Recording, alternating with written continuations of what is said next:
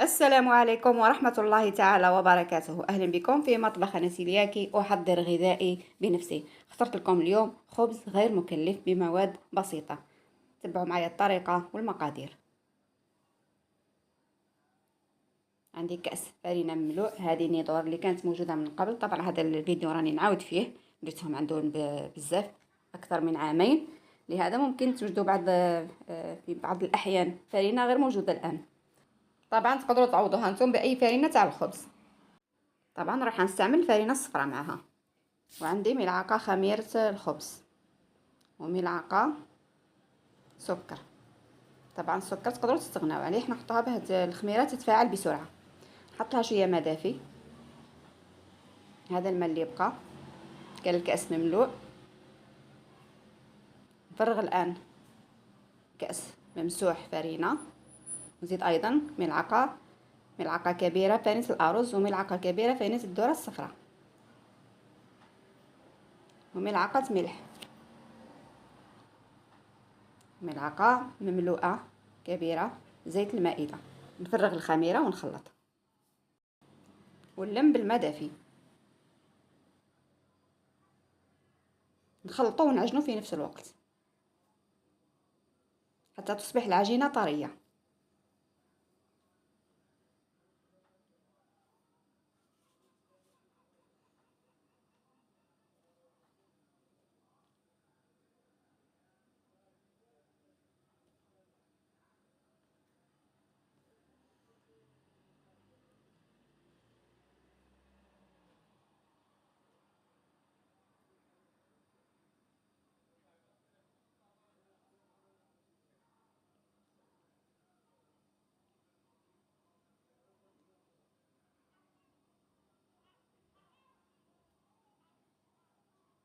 لازم تعجنو حوالي دقيقة كاملة. الآن نخليه يرتاح.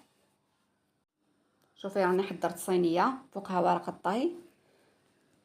شوف الخبز تاعي بعد ما ارتاح نفسو مليح، ونقسمو الى 3 خبزات صغيرة يشبه خبز الباكيت. نجيب ايضا زيت المائدة باش نساعد باش ما يلتصقش في يديا،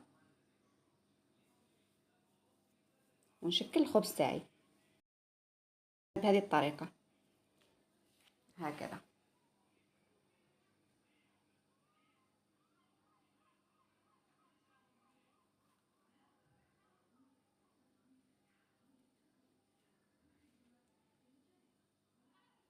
بعد ما كملتهم كامل نجيب ملعقة نحطها في زيت المائدة ونسقم الخبزات تاعي بهذه الطريقة اللي راكم تشوفوا فيها. نجيب الآن فرينة الأرز ونرش الخبز تاعي بالفرينة الأرز،